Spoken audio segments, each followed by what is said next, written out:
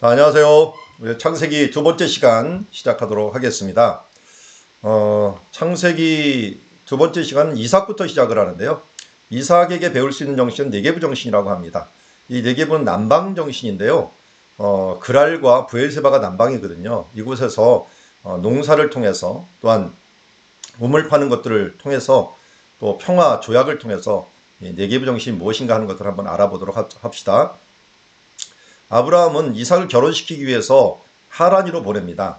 하란 근처에 밧단 아람으로 보내는데요. 자기 모든 소유를 맡은 종에게 보내는데 그 종은 아마도 엘리에셀로 보입니다. 이 종이 이제 도착한 하란 근처에 우물이 하나가 있는데요. 지금도 이 우물을 야곱의 우물이라고 이렇게 부를 정도로 유명한 우물입니다. 유대인들이 이 땅을 사갖고 지금 소유하고 있다 그러더라고요. 하란 지역에 가보니까 이게 있던데, 이 정도 한번 내려가면 5m 정도 내려가면은 물이 있는 곳이 나오게 됩니다. 여기에 종이 도착을 해가서 나귀를 그 낙타를 여기다 놓고 하나님께 기도를 하죠. 이들이 가져왔던 낙타가 몇 필입니까? 10필을 끌고 왔죠. 그리고 여기에서 우물 곁에 꿀렸고, 그리고 여인들이 물을 길러 나올 때 그가 기도를 했죠. 우리 주인의 아브라함의 하나님 여호와의 원컨대 하면서 순교롭게 사람을 만나게 하옵소서. 그러면서 두 가지 조건을 했습니다. 나한테 물을 주는 사람들, 또 이 낙타한테 물을 주는 사람들, 이런 사람을 바로 하나님 택하신 아내로 얻겠습니다 했더니 누가 왔습니까? 그 다음 리브가라는 여인이 왔는데, 여기서 우리 한 가지 알아볼 것, 여기 영어로 써있죠. typical camel 이렇게 되어 있는데요. 이 전형적으로 이 그 카멜, 그 낙타는 약 200리터 정도를 먹는다고 합니다. 200리터 물을 먹는다고 하는데, 그것도 3분 안에 먹는다고 합니다. 참 이렇게 마실 사람 있습니까? 이렇게 물어봤는데, 제가 이게 뭔가 봤더니 나중에 술 마시는 그 대회가 열리는 문구더라고요. 근데 거기서 한 힌트를 얻은 게, 야, 이 낙타가 200리터까지 마신단 말인가? 그것도 3분 안에? 라고 했는데, 여러분 생각해 보세요. 이 10필이면은 얼마를 마시는 겁니까?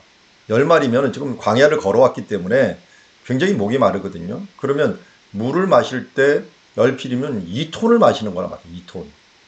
그럼 물을 누가 2톤을 이게 떠주는 사람이 있을까요? 그런데 여기 보면은 리브가 얘기가 나와요. 리브가가 이 종에게 물을 줄 뿐만 아니라, 이거 당연히 대접하는 거니까 뭐 유목민들에게 당연한 건데요. 이 낙타를 위해서 물을 길어 그들을 배불리 마시게 하리라 라고 한 거예요. 그럼 뭐 최소한 1, 2톤을 갖다가 2톤 가까이를 떠야 되는데, 이 2000km를 이 여인이 이것도 이런 우물로 내려가 갖고 그것을 뜰 수 있는가, 참 대단하죠. 그리고 제가 이 그림을 볼 때마다 이 리브가의 이 허벅지가 저기 누구의 허벅지보다 강했을 것 같다는 생각이 듭니다. 왜냐면 이게 웬만큼 갖고 저 돌 항아리 갖고서 이 진흙 항아리 갖고 내려가 갖고 떠오고 내려오고 떠오는, 이게 2톤을 떠온다는 게, 이 한번 아무리 많이 떠봤자 20리터를 뜨는데 그런 걸 갖다가 몇 번을 하는 겁니까? 뭐 10번도 아니고 이 100번을 하는 그런 일들까지 가능하겠다, 해겠다라고 하는 것들이니까 참 대단한 지금 섬김을 보는 것입니다. 이 정도는 돼야지 아브라함의 며느리가 되지 않을까 하는 생각을 가지게 됩니다. 이삭도 만만치 않았어요. 이삭도 구엘라의 루이에서 따로 네게브 지역에서 거주하면서요, 저물 때 나가 묵상을 하고 있었죠. 그러니까 묵상을 하고 있었던 여인과 리브가는 또 너울을 취하면서 이삭과 함께 만나는 그런 장면들을 보여주면서 정말 천생연분이고 훌륭한 여인, 이 부부가 됐다. 그래서 그런지 모르지만 아브라함과 야곱은 아내들이 많이 있었는데 이 리브가는 혼자 담당했어요. 뭐 2톤 정도를 거뜬히 드는 여인이라면은 그야말로 뭐 물 이 정도 들면은 다른 일들, 뭐 다른 여자들 필요했겠지만, 아니 다른 여자들이 접근도 못했을 것 같아요. 리브가가 이름은 멋있게 보이는 거지만 아마 여장부였을 가능성이 높다 하는 것을 제가 한번 추정을 해봅니다. 어쨌든 그리고 나서 이제 움직인 곳이 어디입니까? 여기 사진을 보면은 이삭과 아내이 만나는 장소가 이 근처에서 이 네게브 지역에서 만났고요. 그리고 그가 이제 그랄이라는 곳으로 움직여요. 그랄이라는 곳에서 움직여 갖고 이제 여기에서 이 그랄이라는 곳에서 그 우물을 파죠. 농사 짓고 우물을 파는 일들이 두 가지가 일어나는데, 이 두 가지 사건을 통해 갖고 우리가 정말 네게브 정신이 무엇인가 하는 것들을 이렇게 알 수가 있는 장면이 나오게 됩니다. 자, 우리 한번 볼까요? 네게부 정신은 첫 번째가 온유한 자가 땅을 차지한다는 거예요. 온유한 자가 땅을 차지한다. 두 번째는 축복은 하나님으로부터 온다는 것. 자, 온유한 자가 땅을 차지한다는 것들과 또 축복은 하나님께로부터 온다는 것, 이게 어디서 나왔는가 한번 봅시다. 먼저 아브라함 때 흉년이 드는 것처럼 이번에도 이제 흉년이 들었어요. 흉년이 들어갔고 그랄에서 아비멜렉 왕에게 갔는데요. 왜 갔느냐? 여기서부터 내려가는 곳이 애굽이에요. 그러니까 애굽으로 내려가려고 했던 거예요. 내려가려고 여기 있었는데 하나님께서 이곳에서 애굽으로 내려가지 말고 내가 지시하는 땅에 거주하라 라고 하는 명령을 내렸어요. 그래서 거기서 머물게 되죠. 머물게 되면서 하나님께서 그러면 내년에는 분명히 풍년을 주실 것 같다. 여기 요셉 이야기가 나중에 이야기가 나오지만 한번 흉년이면 계속 흉년, 풍년이면 계속 풍년이 이렇게 이어지는 경향성이 있는데 흉년을 계속되면 양떼들이 다 죽어버리거든요. 그러다 보니까 빨리 가야 되는데 하나님 그 다음에는 풍년을 주실 것이라는 이 말씀에 의거하여 약속을 주신 거예요. 그러다 보니까 이런 넓은 들에다가 씨를 뿌렸겠죠. 반대로 블레셋 사람들은 1년 흉년이 들면 그 다음에 흉년이 들 가능성이 높으니까 이런 이 물가 있는 그래도 이 비가 오면 물이 흐르는 그런 장소에다가 씨를 뿌렸을 거예요. 그런데 그때 어떻게 됐을까요? 그에 따라 비가 왕창 와버린 거예요. 그러니까 이쪽은 어마어마한 수익을 얻고 이쪽은 이 뿌렸던 것들이 물에 다 쓸어 내려간 거예요. 그러니까 갑자기 곡물 가격은 올라가고 또 이삭은 큰 축복을 받게 된 거죠. 여러분 이걸 알았다면 여기다가 얼만큼 씨를 뿌렸겠어. 이삭은 아마 자기가 있는 것 다 거기다가 또 다른 사람 빌려서라도 다 올인했을 거예요. 올인. 그러니까 하나님 나라가 그런 것이죠. 우리 진주 비유를 예수님께서 말씀하셨는데 그 좋은 것을 만나면 모든 것을 올인하듯이 바로 이 이삭도 믿음만큼 뿌렸을 겁니다. 믿음으로 올인함으로 말미암아 그야말로 큰 소득을 얻은 것. 이런 것들을 훈련을 여기서 받은 거죠. 그리고 농사를 해갖고 그게 100배나 거두었고 또 값이 올라갔고 어떻게 돼요? 치솟아 갖고 거부가 되었다라고 얘기합니다. 그러니까 사람들이 시기와 질투를 하죠. 그러니까 할 수 없이 이제 옮겨갑니다. 옮겨갔는데 당장 옮겨간 문제가 아니라 물이 없어요. 그러니까 물이 없다 보니 이런 우물을 판 겁니다. 우물을 팠더니 거기에서 물을 얻게 됩니다. 그런데 문제는 이 우물이 맨 처음에는 아브람 자기 아버지가 팠던 우물들이라고 그랬어요. 그러니까 2개 이상을 판 거예요. 그런데 자꾸만 이 그랄 사람들, 블레셋 사람들이 이삭이 시기나고 하니까 그걸 자꾸 뺏어버린 거예요. 우리가 차지할 거예요. 우리가 차지하고. 그래서 뺏어버리니까 이것 때문에 부딪히기 싫어갖고 옮기다가 이제 한번 4번째나 5번째 이르러갖고 거기서 르호봇이라는 곳에 이르렀는데 거기서 뺏지 않으니까 이제 하나님께서 넓은 장로를 지었다 해서 거기서 편안하게 거한 겁니다. 한마디로 온유함으로 되었는데 그것을 사람들을 뛰어넘어서 어떻게 보면 더 큰 축복을 받았다. 자, 2가지 경우에서 나타난 게 뭡니까? 하나님 앞에서 믿고서 올인했더니 100배를 거뒀고요. 올인하지 않고 의심을 했다면 아무것도 못 얻었겠죠. 그런데 믿음으로. 그래서 앞에 보니까 이 축복은 하나님께로부터 온다. 이 온유한 자가 땅을 차지한다는 것들을 했으니까 우리가 하나님 앞에 올인하고 그리고 그것을 자꾸 뺏기는 것 같지만 양보하더라도 하나님께 계속 채워주는 온유한 자가 땅을 차지한다는 것이고요. 이 농사를 통해서는 축복이 하나님께로부터 온다는 걸 분명히 알고 믿고서 의지하고 그냥 이 전적으로 모든 것을 신뢰하면서 내놓는 그런 부분들이 어떻게 보면 네게부 정신이라고 할 수가 있죠.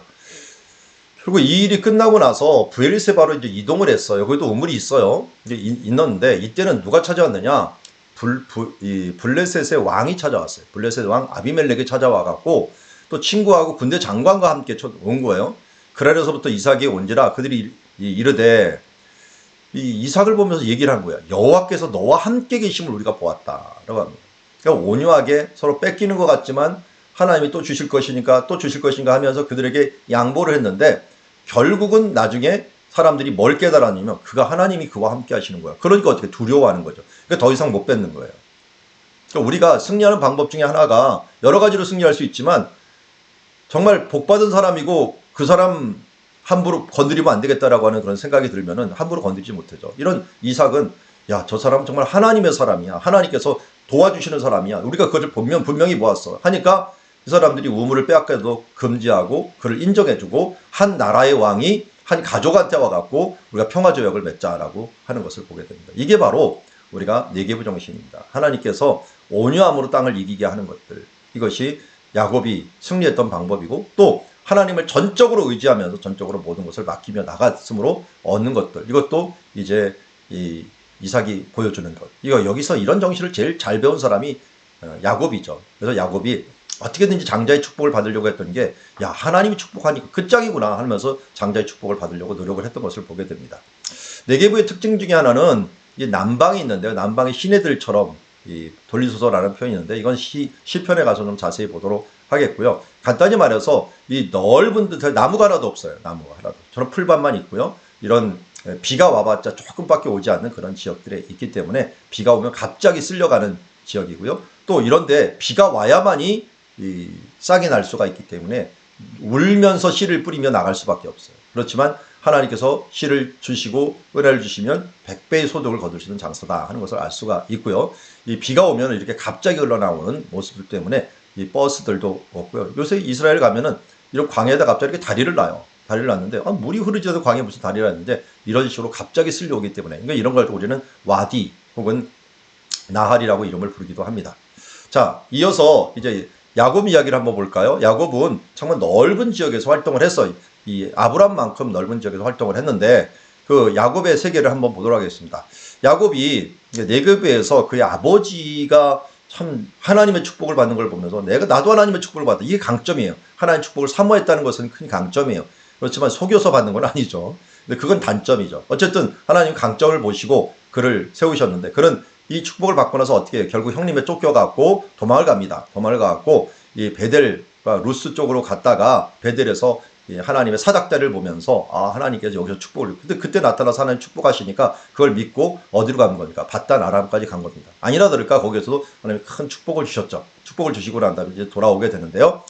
갈 때 꿈을 꾼 적 사닥다리가 있는데, 그래서 사닥다리라고 하면은 뭐 계단과 같은 것이죠. 이렇게 하나님의 사자가 오르락내리락 하는 것을 보는데, 거기에서 무슨 말씀을 하냐면, 내가 어디로 가든지 너를 지키며 너를 이끌어 이 땅으로 돌아오게 할지라 라고 하면서, 내가 허락한 것을 다 이루기까지 너를 떠나지 않으리라.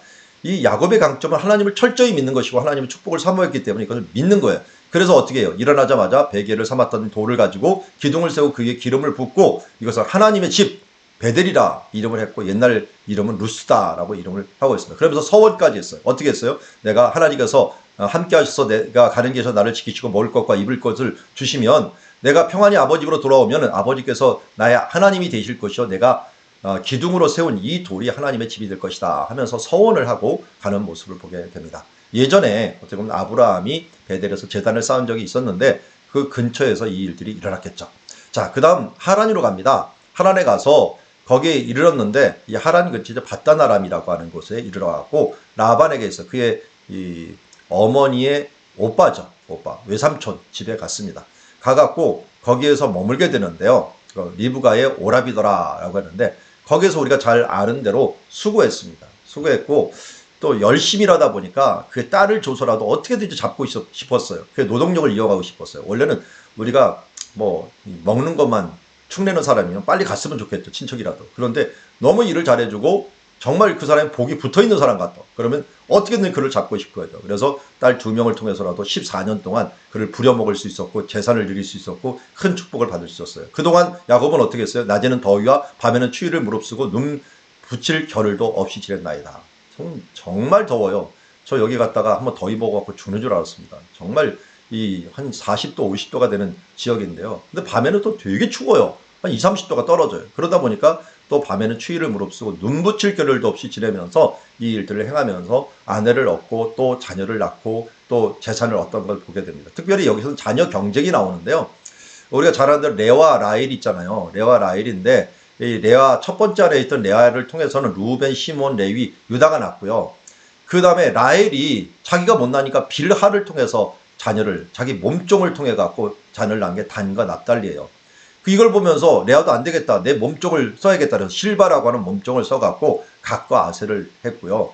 그 다음에 이 레아가 이 합한 채를 라헬에게 주면서 그 대가로 또 이 야곱과 자면서 두 자녀를 낳았죠. 그러니까 대가라고 하는 의미를 가진 것이 이사갈이고요. 그 다음에 스불론이라고 하는 아들을 낳게 됩니다. 그러니까 레아는 6명이나 낳았네요, 아들을. 그리고 나중에 디나라고 하는 또 딸까지도 낳았고 7명이나 낳았어요. 라헬은 나중에 가서야 요셉을 낳았고 그 다음에 베냐민을 낳다가 죽게 되는 것을 보게 됩니다. 참 여기 보니까 야곱은 라헬만을 사랑하려고 했죠, 계속. 왜? 레아는 시력이 약하고, 이 시력이 약하다는 히브리적인 좀 표현인데요. 못생겼다라는 거예요. 라헬은 곱고 아름답다. 이 남자들은 어찌할 수 없는 것 같아요. 하나님은 뭐 중심을 보시거니와 사람은 외모를 본다. 이 사람을 외모를 보니까 어차피 사람은 외모를 너무나 보는. 그런데 그 결과는 어때요?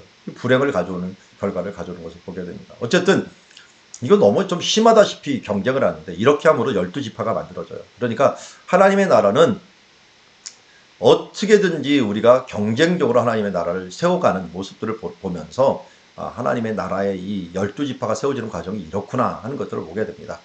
자, 이렇게 세워지고 이제 그 베냐민은 태어나기 전이죠. 태어나기 전에 11 아들과 함께 이제 움직여 갑니다. 갈 때 그 라반이 안 나와줄 것 같으니까 우리가 잘 알듯이 이제 얼룩양 이야기들 나오고 그 다음에 몰래 도망 나옵니다. 도망 나와갖고 가는데 이 라반이 쫓아오죠. 근데 하나님께서 라반 보고서 너 야곱을 해하지 말라 하고 경고를 하는 바람에 할 수 없이 그가 만나갖고 언약을 맺습니다. 너는 나한테 넘어오지도 말고 나는 너에게 넘어가지도 않겠다 하면서 하나 큰 무더기를 쌓았는데 그 무더기를 아람어로 라반은 아람어로 여갈사하두다 라고 불렀고요. 야곱은 히브리어로 갈렛이라고 불렀습니다.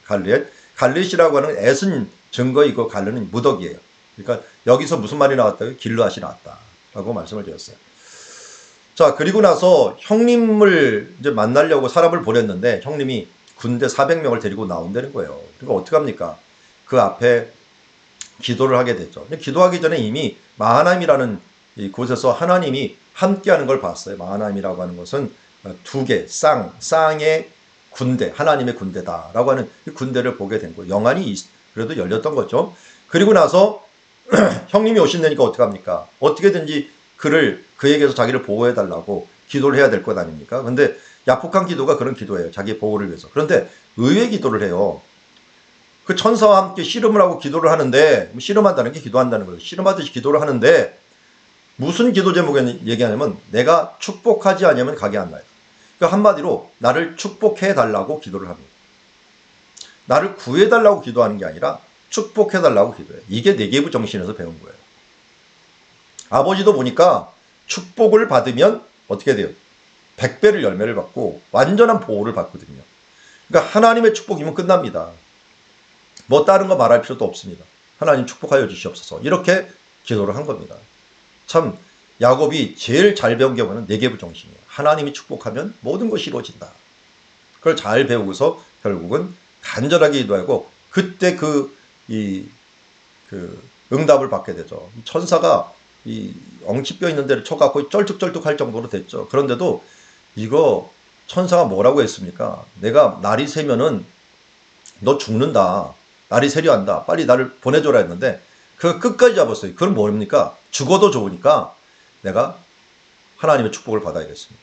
이런 기도를 한 거예요. 그러니까 이 야곱의 기도는 어떻게 보면 절박할 뿐만 아니라요. 목숨 건 기도를 했다라고 볼 수가 있습니다. 그렇게 기도하니까 응답을 받아왔고 그의 이름이 뭐가 된 거예요?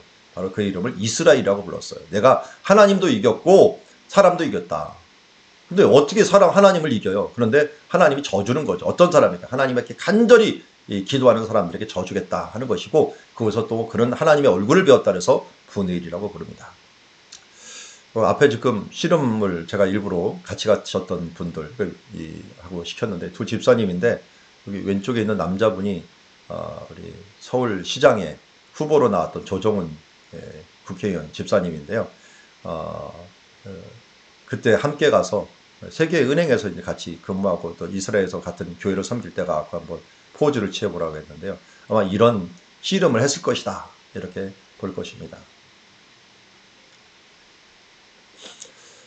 자, 그 다음에 하나님의 응답을 받고 나서 그것을 분이엘, 하나님의 얼굴이라고 불렀잖아요. 그런데 창세기 33장 10절에 하나님의 얼굴이 또 나와요. 하나님의 얼굴이 언제 나와요? 내가 형님의 얼굴을 배운 즉 하나님의 얼굴을 본 것과 같사오며 라고 합니다. 이 말이 무슨 말입니까? 그 전에 하나님의 얼굴을 배웠는데 응답이 된 것으로 본 거예요, 그냥. 그런데 아직이에요. 형님은 아직 못 만났어요. 근데 형님 만나고 진짜 응답이 된 걸 보니까 이제 그때 보았던 하나님의 얼굴을 지금 보는 것과 같습니다. 하면서 그럼 우리가 하나님의 응답과 세상의 시간과는 시간 차이가 있을 수 있다. 천국도 마찬가지죠. 영생을 얻는다라고 했는데 아직 영생 안 얻었잖아요. 그런데 영생을 얻을 때 이제는 진정한 하나님의 얼굴을 뵙게 되는 거죠. 이게 분이엘의 은혜를 맛보게 되는 것이나 마찬가지입니다. 창세기 33장 17절에 보니까 야곱은 숫곳에 이르렀다 그랬는데 앞에 보이는 이 부분이 이제 숫곳이에요. 숫곳. 여기에서 이르러 갔고 숫곳이라는 거에서 우리간입니다. 우리간이라고 하면 좀 뭐하고 여기는 초막 있죠. 초막들을 치고 그래서 초막절이 숫곳이에요. 초막절이라는 이름이 히브리어로 숫곳인데 숫곳을 쳐서 여기서 한동안 머물게 됩니다. 자, 그리고서 이제 들어옵니다. 이렇게 들어오는 거예요. 들어오다가 마하나임 있는 곳에서 이제 하나님의 군대를 보고 여기에서 기도하면서 이스라엘이라는 이름도 얻고 숫곳에 머뭅니다. 머물고 난 다음에 이제 세겜으로 들어옵니다. 세겜으로 들어온 다음에 여기에서 세겜에서 제단을 쌓고 이 제단을 엘로헤 이스라엘이라고 이름을 줍니다. 하나님 이스라엘의 하나님이라는 이름을 짓고 나서 그가 또 이동을 해갖고 베델로 갑니다. 베델로 가갖고 서원하는 것을 지키고 나서 그 바로 아래에서 그의 그를 리브가의 유모죠. 원래 리브가의 유모였던 드보라를 잃게 됩니다. 죽게 되는 거죠. 이제 나이가 들어서. 그래서 거기다가 알론바굿 통곡의 상수리 나무다 이름을 붙이고서 또 내려옵니다. 어디로 나옵니까? 헤브론 쪽으로 내려오다가 베들레헴 근처에서 베냐민을 출산하면서 라헬이 죽게 되죠. 라헬이 죽고 또 내려오다가 헤브론에서 이제 이삭을 만나게 됩니다. 이삭을 만나고 이삭이 여태까지 살아 있었어요. 그리고 한동안 있다가 이삭이 이제 죽은 다음에 헤브론에서 장사를 지내고 그 다음에 이제 그의 아들 요셉과의 세계가 이제 등장하게 되는데 요셉은 여기서 형님들이 엘로의 이스라엘 이 사건 때 디나의 추행 사건이 있은 다음에 이 사람들을 죽인 적이 있거든요. 그런데 이곳 지역에 죽인 것들 때문에 문제가 있으니까 형님들이 여기 왔을 때 여기를 파송을 합니다. 형님들 잘 있나? 그래서 형님들이 어디가 있었어요? 도단에 가 있었어요. 근데 도단에 가 있는 형님을 봤는데 형님들이 자기를 팔아버린 거예요. 팔아갖고 어디로 갔습니까? 요셉이 팔려가고 애굽으로 가는 장면. 이게 이제 야곱과 요셉의 일생이 이어지는 것을 보게 됩니다. 자, 야곱 부분들 계속 보겠습니다. 그가 장막을 친 밭을 세겜 아버지 하몰의 아들들의 손에서 베크시다에 샀다라고 했는데요. 아마도 아브라함이 예전에 이 모래 상수리 나무에서 장막을 쳤다면 거기서 샀을 것이라고 봅니다. 거기서 제단을 쌓고 그것을 엘로의 이스라엘로 부릅니다. 그 전에는 안 사도 됐어요. 왜냐면 이 사람들이 정착을 제대로 못했기 때문에. 근데 야곱만 하더라도 이제 정착이 되면서 소유지가 정해진 것 같아요. 그래서 이곳에서 땅을 사고 거기에다가 엘로에스라고 하는 이름을 붙이게 된 것을 보게 됩니다. 자, 그리고 나서 여기에서 자기 딸이 디나가 이 세겜으로 한번 마시를 나갔다가 강간을 당한 거예요. 욕되게 된 거예요. 그래서 어떻게 하냐 했더니 이들이 속인 거죠. 그러면 우리와 함께 교류를 하려면 할례를 해라. 근데 할례를 하는 것은요 아무것도 아니었어요. 사실은 가나안 사람들 중에서 대부분은 할례하고 있었어요. 근데 외부에서 유입된 사람들은 할례를 안 했고요. 대부분은 할례하고 있었고 또 그 애굽에서도 할례했어. 실제로 할례하는 것들이 이렇게 그림이 나와요. 근데 언제 하느냐? 결혼할 때예요, 주로. 다만 태어날 때 하는 것은 이스라엘밖에 없었던 거죠. 어쨌든 할례를 받게 하니까 어떻게 됩니까? 우리 포경 수술하는 거나 마찬가지예요. 그러니까 싸우길 수가 없어요. 움직이지 못할 때 3일 때 가장 힘들 때 그를 기습해 갖고 성을 기습하고 모든 남자를 죽이고 그들한테 보복을 해요. 이게 뭐예요? 피해 보복이에요. 이게 기업 물음이죠. 그러면 자기 디나를 잡아오고 사람들을 다 죽이고 하면서 이 세겜. 근데 문제는 뭐냐면 세겜 사람을 치는 것들은 보복으로 당연한 건데 이 세겜이 주변에 연맹을 갖고 있어요. 항상 주변에 있는 나라도 연맹을 갖기 때문에 이걸 친다고 다 치는 게 아니라 주변 사람들이 이 사람들이 어려우면 같이 그냥 자동으로 이렇게 들어오게 돼 있는데 그 들어오면은 야곱 집안은 이걸 감당할 수가 없어요. 그러니까 야곱이 너무 스트레스 받는 거예요. 이거 조금 있으면 우리 다 죽을 수 있다. 그러니까 하나님을 또 간절히 바라본 거예요. 간절히 바라고 기도하다 보니까 자기가 서원을 안 지킨 게 생각이 나는 거예요. 이게 꼭 문제가 생기면은 우리가 하나님의 뜻이 무엇인가를 돌아볼 때가 되죠. 야곱은 그걸 아주 빨리 돌아봤어요. 그러면서 베델로 올라가자. 내가 환난 날에 응답하신 내 하나님께 가서 제단을 쌓으며 내가 그 전에 서울에 놓고 그걸 지키지 않았구나 하면서 올라가고 제단을 쌓으면서 그러면서 하나님께서 그 주변에 있는 사람들, 연맹한 사람들을 그를 못 건드리게 어떻게 보면 그래 그거는 이 사람들에게 너무 세겜 사람이 심하게 한 거야 하면서 못 건드리게 하고 그를 넘겨버리게 된 것을 보게 됩니다. 자, 그렇게 해갖고 베델에 가서 서원 지키고 내려가는 길에 리브가의 유모 두보라가 죽었죠. 베델 아래 상수리 나무 밑에서 장사고 이름을 알론바꾸이라 한다 그랬죠. 그리고 베들레헴이 가갖고 라헬이 이 베냐민을 낳다가 죽게 되어갖고 이 베들레헴 길에다가 에브라다라고 하는 곳에서 지금 이렇게 장사한 장소가 있게 됩니다. 자, 이제는 요셉을 한번 넘어가 볼까요? 요셉은 아까 말씀드렸듯이 형들의 이제 좀 시기를 받아갖고 결국 도단에서 팔려갖고 밑으로 내려가고 팔려가게 되는데요. 요셉의 일정을 보면 헤브론부터 시작을 해서 도단에서 팔리고 애굽으로 가갖고 많은 일들이 벌어지고 이제 이 와중에 딥나에서 유다와 다말 이야기가 갑자기 나옵니다. 이거는 도단에서 팔려가기 전에 이 유다 이야기가 잠시 나오는데 이것은 백그라운드로 까는데 굉장히 중요한 이야기예요. 그건 나중에 보도록 하죠. 자, 먼저 요셉의 행로 한번 볼까요? 이런 식으로 움직여야 된다. 이렇게 움직이는 거 아까 말씀드렸고요. 요셉이 왜 이렇게 형들한테 그 미움을 받았나 그랬더니 꿈을 말하는데 눈치 없이 말을 하는 거예요. 야곱이 이삭에 가서 머물렀는데 여기에 그 자기 그 아들 가장 사랑했던 요셉에게는 이런 색동옷을 입혀준 거죠. 이거는 이제 셈족들 중에서 최고의 옷이라고 할 수가 있어요. 이런 옷을 입혀주고 다른 형들한테는 안 준 거예요. 그러니까 서로 상대적으로 시기와 질투가 일어나는데 거기다 꿈을 꾸고 나서 이 옆에 있는 단들이 자기한테 절하고 별들이 절한다. 이건 딱 봐도 삼척동자라도 형들이 자기한테 절하는 걸로 알고 있잖아요. 알지도 못하고 눈치도 없이 형들한테 다 말해버려고 결국 그것을 더욱 미움을 받은 사람이 된 것을 보게 됩니다. 그러니까 어떻게 돼요? 그가 도단성 근처에 와갖고 이 아버지 그 부탁을 받고서 형들 잘 있나 왔는데 그를 향하여 말하는 말이 뭡니까? 저기 봐라 꿈꾸는 자가 오도다 하면서 왜 색동옷을 입었으니까 다 알았겠죠. 그래서 이 그를 저 멀리서 바라보면서 있다가 쟤를 우리 죽여버리자 했는데 어떻게 죽이냐 했더니 이런 이 우물이 있는데 이게 어떻게 보면 물이 비어있는 우물 있죠. 그런 우물에다가 던지려고 한 거예요. 던져갖고 결국 이렇게 깊은 우물인데 여기 던지면 못 나오겠죠. 이걸 던져버린 겁니다. 던져버리고 죽기까지 놔두고 그냥 가려고 그랬어요. 얼마나 미역기 있으면 자기 형제를 이렇게 죽이겠습니까?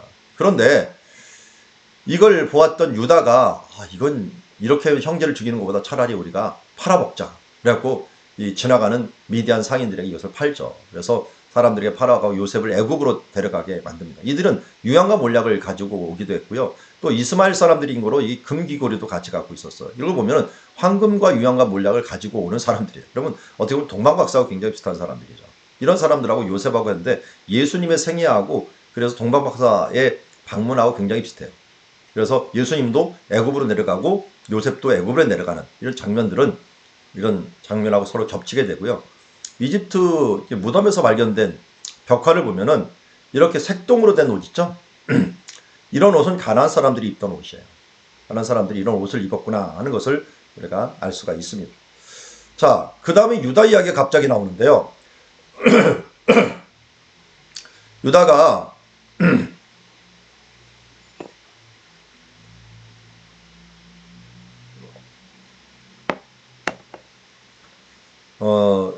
창세기 37장에 오면은 자기 형제에게 이르되 우리가 우리 동생을 죽이고 그의 피를 덮어둔들 무엇이 유익할까? 자, 그를 이스마엘 사람들에게 팔고 그에게 우리 손을 대지 말자라고 말을 했습니다. 그래서 동생을 팔아버린 장본인이 유다가 되고 있어요. 가룟 유다하고 너무 비슷하네요. 그런데 여기 그 후에 유다가 아마 형제들하고 머물기 싫었던 것 같아요. 형제들하고 떠나갔고 아둘람 사람 히라와 가까이 했습니다. 여기 셰펠라라고 부르는 지역이고요. 어떻게 보면 그리고 나서 자기 아내를 가나안 여인들 이런 사람들하고 얻게 되는 거예요. 그러면서 낳은 아들들을 또 그 가나안 여인들 이 여인들한테 외국인하고 결혼시킵니다. 그 중에 하나가 뭐예요? 다말이었죠. 다말이었는데 이 다말이 첫째 아들하고 결혼했는데 첫째 아들이 이 다말과 했다가 죽어요. 악해갖고. 그런데 둘째 아들도 이 계대 결혼에 의해서 아들을 낳아줘야 되는데 나 아들 못 낳아주겠다고 설정을 다른 데다 하는 바람에 어떻게 됩니까? 그도 하나님께 죽이십니다. 그러니까 이 여자한테만 갖다 하면 다 죽는 거예요. 지금 보자면 팔자가 센 여자처럼 보여지는 거죠. 그래서 세 번째 아들은 이 셀라라고 했는데 이게 너무 어리다고 하는 핑계로 그를 보냅니다. 그러니까 잘 보니까 셀라가 장성을 보았어도 아내로 주지 않는 것을 보면서 이 다말이 딥나 곁에 딥나라고 하는 이 도시가 이쪽에 있거든요. 이 도시거든요. 이 도시에 이 창녀처럼 꾸미고 나서 유다하고 잠자리를 같이 하는 거예요. 그리고서 얻은 아들이 누구예요? 바로 쌍둥이 아들을 얻게 되는 거죠. 그래서 베레스라고 하는 아들을 얻게 되었고요. 여기 보면은, 이 베레스와 세라를 얻게 되는데, 근데 이 얻는 과정에서 이 여인이 누구의 자녀를 임신했는지 모르는 거예요. 그런데 다말이 지혜롭게 지팡이하고 이 도장을 갖고 있다가 이게 유다의 자녀다라고 하는 걸 알려준 겁니다. 이것도 참 희한한 지금 자손 번성이죠. 그런데 이때 계대 결혼에 의하면요, 며느리가 아들들하고 쭉 결혼했는데 자손이 없어. 남자가 없어. 그러면 그 다음은 누구냐면 시아버지. 그렇게 해서라도 어떻게든지 자손을 이어가는, 이게 기업무름의 어떤 자세라고 할까요? 참 민망하실지 모르지만 어떻게 보면 이 다말 입장에서는 정말 수치스러웠어요. 아니 자는 사람마다 다 죽어버렸는데, 근데 성경은 다말의 문제가 아니라 그의 아들들의 문제라고 했거든요. 그러니까 유다도 이 지금 어떻게든지 다말이 그 시아버지하고 자는 게 좋았겠어요. 너무 수치스러웠겠죠. 그렇지만 어떻게든지 자손을 이어보려고 하는 그런 자세, 이거는 수치를 넘어서 하나님께 칭찬받는 일이고, 어떻게 보면 이방인들이 하나님의 자손에 들어와 갖고 이 갈렙처럼, 나중에 이제 보는 갈렙처럼 어떻게든지 그의 그 복을 누려 나가려고 하는 그런 모습들, 이 기업을 확장시키려는 그런 모습들이 하나님 보시기에 좋았다라는 것을 알 수가 있습니다. 한편 이제 요셉은 어떻게 될까요? 근데 여기서 우리가 그걸 알아야 돼요. 여기서 나중에 그 유다가 뭐라 그랬습니까? 그는 나보다 옳도다. 이 말이 아주 저는 유다를 확실히 변화시키는 사람이에요. 자기는 동생을 팔아먹었는데 이 다말은 이방 여인으로 들어와갖고 어떻게든지 그 집안을 이어가려고 하는, 난 집안을 망치는 사람이 되었는데 이 사람은 집안을 이어가려고 하는 사람이 된 거예요. 참으로 감동을 한 거죠. 나도 이렇게 살면 안 되겠다라고 하는 생각을 했고, 나중에 이제 요셉 이야기에서 그게 등장을 합니다. 자, 요셉은 끌려갔습니다. 근데 바로의 신하, 친위 대장 애굽 사람 보디발이었는데, 신하라고 하는 말에 언어상으로 따지면 이게 넷이에요, 넷이. 넷이면 무슨 일이 벌어졌죠? 나라에서도 이제 거세를 하잖아요. 여기도 거세를 했어요. 그러니까 남자 구실을 못해요. 아내는 어떻게 될까요? 아내는 밝히는 아내 만나면 끝장납니다. 그런데 이 밝히는 아내가 마침 이 보디발의 아내였던 거예요. 그러니까 어떻게 됩니까? 여기 도착을 해갖고 있는데 요셉이 그 주인에게 은혜를 입어서 이제 가정 총무가 되고, 이때 이제 요셉이 정말 발전하게 된 건 눈치를 이제 배우게 됩니다. 눈치를. 쫓겨나면서 그 사랑만 받다 보니까 눈치를 못 배우다가 눈치를 배우게 된 거예요. 그러다 보면 뭐예요? 주인의 아내 요셉이 눈치타는 것들도 이미 눈치를 챘고, 그 다음에 이 주인에게 은혜를 입어 섬기면서 눈치를 배우면서 총무까지 돼버린 거예요. 그런데 옷을 보세요. 이 옷 하나 확 잡아당기면 다 빨개 먹는 거예요. 그러니까 요셉도 여기서 유혹을 받았을 때 어떻게 됩니까? 유혹을 받았을 때 옷을 확 잡아당기니까 어떻게 됩니까? 그가 아마 빨개 먹고 도망갔을 거예요. 우리가 동치마자 하니까 그걸 빨고 도망갔는데 웬걸요, 이 여인이 다시 요셉한테 나를 강간하려고 했다 하면서 그에게 이 죄를 뒤집어 쓰이는 바람에 그가 이제 감옥에 갑니다. 근데 감옥에 간다는 것은 말이 안 돼요, 원래는. 왜냐면 그렇게 무조건 사형이에요, 사형. 그런데 사람들은 다 알았어요. 요셉이 아니라 이 여인이 문제였다. 그런데 그를 죽일 수는 없고 또 가만 놔둘 수는 없으니까 그냥 너 감옥이나 지켜라 해갖고 종이니까 그쪽을 보낸 겁니다. 그래서 그곳에 갔는데 요셉은 또 여기서 이 눈치를 배운 게 아니라 이제는 열심히 성실함으로 일하다가 눈치를 배운 게 아니라 이번에는 꿈을 해석하는 자가 되어버린 거예요. 술 먹는 관원장, 또 술 맡은 관원장과 또 떡 맡은 관원장, 이 모든 부분들을 해석을 해줬죠. 그가 해석을 해주면서 이제 두 명이 꿈대로 해석이 된 대로 진행이 되어버립니다. 그 다음에 이 사람에게 술 맡은 관원장에, 특별히 풀려나는 술 맡은 관원장에 나는 죄가 없다, 나를 꺼내다오 하면서 부탁을 했는데 이 사람이 뭐 화장실 들어갈 때하고 나갈 때 틀리다고 까먹어 버렸어요. 그러다가 만 2년 후에 바로가 꿈을 꿨죠. 그 꿈은 뭐였습니까? 이 소 7마리가 있는데 흉측한 소가 그걸 잡아먹고, 또 이삭 7개가 아주 충실한 게 있는데 또 조금만 흉측한 게 와가고 그것을 없애버려고 하는 것을 봅니다. 그걸 갖다가 해석을 해줬죠. 요셉이 이제 그 신하의 추천을 받아가고 그것을 해석을 해줬습니다. 그러면서 7회 풍년, 7회 흉년 이렇게 했는데 그 다음에 해결책도 이 부분들을 얘기해 준 거예요. 해결책도. 그러니까 잘 보니까 요셉은 꿈꾸는 자였다가요, 조금 있다가는 꿈을 해석하는 자가 되고요, 이번에는 꿈을 주는 사람으로 변화가 됩니다. 해석까지 하고 또 나중에 보면 자기 자손들에게 꿈을 또 주기도 해요. 근데 그때가 딱 뭐냐니까 30세가 되거든요. 자, 여기 보면 만 2년이요. 이때가 28세였던 것 같아요. 근데 이 이집트 문서에 의하면 30세부터 일을 할 수가 있어요. 그러니 하나님이 때가 정확히 맞은 때에 그를 불러갖고 꿈을 꾸게 만들어갖고 그를 불러갖고 30세 등극을 하게 만들었다 하는 것을 알 수가 있습니다. 자, 결국은 요셉이 이제 총리가 되었죠. 총리가 되어갖고 풍년의 토지 소치를 잘 거두었고 저장을 했다가 이제는 그것을 흉년에 풀게 되는 것을 봅니다. 저장소에 뒀다가 풀게 됩니다. 근데 푸는데 가나안도 흉년이 든 거예요. 가나안에 있던 형님들이 온 거죠. 형님들이 이걸 살려고 와갖고 왔는데 그가 이렇게 절하는 모습을 보면서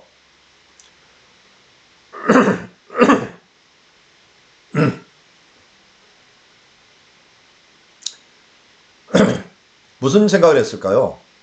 그가 예전에 이 볏집이 절하는 것, 또 별들이 절하는 것, 이 부분들을 보면서 이게 이루어지는 거구나 하는 것을 알 수가 있었습니다. 그런데 이상하게 요셉은요, 형님들을 용서하지 않아요. 몇 년 지날 동안 용서를 하지 않고 그들이 잘못했다라고 얘기를 자기네끼리 하는데도 불구하고 용서를 해주지 않아요. 언제 용서했습니까? 나중에 유다가 두 번째 와갖고요, 나를 대신해서 베냐민을 대신해서 내가 팔리겠습니다. 회개에 합당한 열매를 맺을 때 그가 자신의 정체를 밝힙니다. 누가복음 3장 8절에도 마찬가지입니다. 말로만 회개했다고 하나님은 회개를 받은 게 아니에요. 회개에 합당한 열매로 삶을 살아갈 때 진정한 회개라고 할 수가 있는 거죠. 요셉도 그렇게 그것 때문에 이 44장부터 굉장히 길게 43장 42장부터 길게 이 이야기가 전개되는 것을 보게 됩니다. 그러다가 이제 야곱이 49장에 죽으면서 유언을 합니다. 48장부터 이미 그 두 아들, 그러니까 요셉의 두 아들에게 너는 내 아들이다 라고 선언하고 그를 축복하고 세겜을 그에게 줍니다. 그리고 나서 49장에는 모든 자손들에게 축복을 하는데 모두에게 축복한 건 아니에요. 시므온과 레위는 저주를 해버려요. 노용과 축복이 저주를 받을 것이며 하면서 예전에 그가 세겜에서 이 두 사람이 가갖고 죽여갖고 이 세겜 사람을 죽이는 바람에 자기가 입지가 너무 위험했던 것이 스트레스를 받았고 이때까지 나온 거예요. 그렇지만 유다는 어떻게 돼요? 나중에 마음이 변화해갖고 자기가 요셉을 팔았던 사람이 대신해서 내가 팔리겠다라고 베냐민 대신에 팔리겠다 해갖고 아버지를 기쁘게 하고 아버지의 이 어떻게 보면 어려움이었던 그 부분들을 극복하게 만들고 베냐민을 살려주었던 그런 유다에게 축복을 한 거죠. 그래서 그에게 뭐가 됐어요? 규가 유다를 떠나지 않고 통치자의 지팡이가 계속 나올 것이다 했고요. 요셉은 또 뭐가 해야 돼요? 무성한 가지가 되고 우리 가죠. 너는 담장 너머로 이거 찬양 있죠? 이게 바로 요셉의 축복이죠. 요셉을 향한 축복이죠. 요셉을 향한 축복. 근데 이 사람이 뭐가 되냐면 요셉의 머리, 형제 중에 뛰어난 자의 정수리, 그래갖고 뭐가 됩니까? 나중에 장자가 되는 거예요. 그렇지만 유다도 뭐가 돼요? 통치자가 된다는 거예요. 그러니까 둘이 경쟁 관계가 이루면서 축복을 어떻게 보면 양대 산맥이 되어버린 거예요. 축복의 양대 산맥이 되어버린 것을 보게 됩니다. 그리고 50장에 보면은 이 요셉은 아버지를 40일 동안 향으로 하고요. 70일 동안 그를 위해 곡하게 됩니다. 이게 뭐 만드는 거냐면 미라 만드는 거예요. 왜 미라 만들까요? 미라를 만들어갖고 헤브론까지 데리고 가야 되거든요. 그래서 어떻게 보면 이거는 이 정도의 시기는 또 왕에게 하는, 왕을 대접하는 거죠. 야곱이 죽을 때 왕처럼 대접을 받은 것을 보게 됩니다. 그래서 미라를 만들어갖고 여기서 움직여갖고 이제 타작마당이 있는 뭐 어디 근처겠죠? 와갖고 타작마당을 거쳐갖고 헤브론에 와갖고 여기에서 그를 장사해주게 되는 것을 봅니다. 그래서 아브라함과 이삭과 야곱의 무덤이 이 막벨라고 해서 완성이 되게 됩니다. 그리고 이제 50장에 보면은, 야곱이 아들들이 아버지가 그 명한 대로 그를 위해서 따라가 가나안 땅에서 마므레 앞 막벨라고 해서 장사를 했습니다. 그래서 장사를 하고 나서, 그 다음에 형들이 큰일 난 거예요. 왜냐면 예전에 요셉을 팔아버렸는데, 아버지가 있어서 그러면 보복을 못 받았는데, 어떻게든지 좀 봐달라고 하면, 이 요셉한테 막 절을 하는 겁니다. 그러니까 이 요셉이, 아니, 그럴 필요 없다. 사실은 내가 깨달은 게 있는데 그게 50장 20절이에요. 당신들은 나를 헤아려 했으나 하나님 그것을 선의로 바꾸사 오늘과 같이 만민의 생명을 구하는데 하셨나이다 하면서 이 부분들을 알려준 거예요. 그러면서 우리가 알거니와 하나님을 사랑하는 자 곧 뜻대로 부름을 입은 자들에게는 모든 것이 합력하여 선을 이루니라 라고 하는 이런 말들을 이미 여기서 한 것을 보게 됩니다. 그리고 나서 이 형제들에게 또 자손들에게 얘기를 합니다. 내가 여기서 죽으나 하나님께서 너를 권고하서 이 땅에서 아브라함과 이삭과 야곱에게 맹세하신 땅으로 너희를 불러들일 것이다. 그러니까 그때 정령 너희를 권고하시니 너희는 여기서 내 해골을 메고서 올라가라. 그래서 지금 세겜에 요셉의 무덤이 만들어졌어요. 그러니까 요셉은 마지막 죽을 때 비전을 주고 죽었습니다.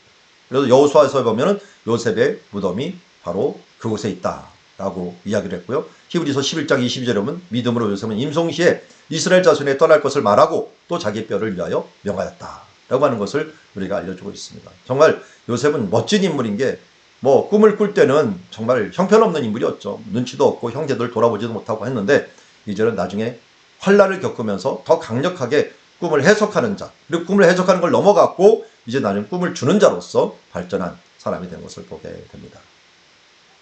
자, 우리가 이제 욥기서도 딸려 있는데요. 욥기서의 큰 배경은 우스 땅이라고 했는데 우스 땅이 주로 이제 에돔 지역이에요. 에돔 지역.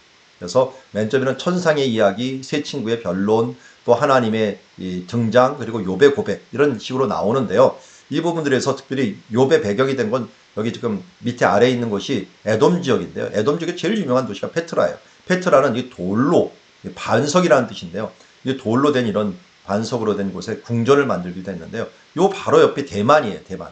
대만 사람 엘리바스가 나오잖아요. 엘리바스니까 이 근처가 바로 이 그런 배경이었다. 그리고 요 이야기는 시가서라서 다 보지는 않지만 어쨌든 배경이 이 지역이었다는 것을 우리가 알고 우리가 참고해 주시면 좋겠습니다. 자, 그 외에 역사 묵상 한번 읽어보시고요. 요약을 한번 해보시고 이제 과제물로서 여러분 이것들을 꼭 해주시면 좋겠습니다. 교재 중에 네 번째 책에 있습니다. 거기에 창세기라고 밑에 써 있어요. 창세기 1, 2, 3 이렇게 돼 있거든요. 이걸 그리는데 그리기에 힘드시면 책 뒤에 이런 그리기에 해답이 나와 있어요. 그러니까 그것도 보시지만 가능하면 강의를 들으면서 지도를 그리면 제일 좋을 것 같습니다. 예, 수고 많으셨습니다.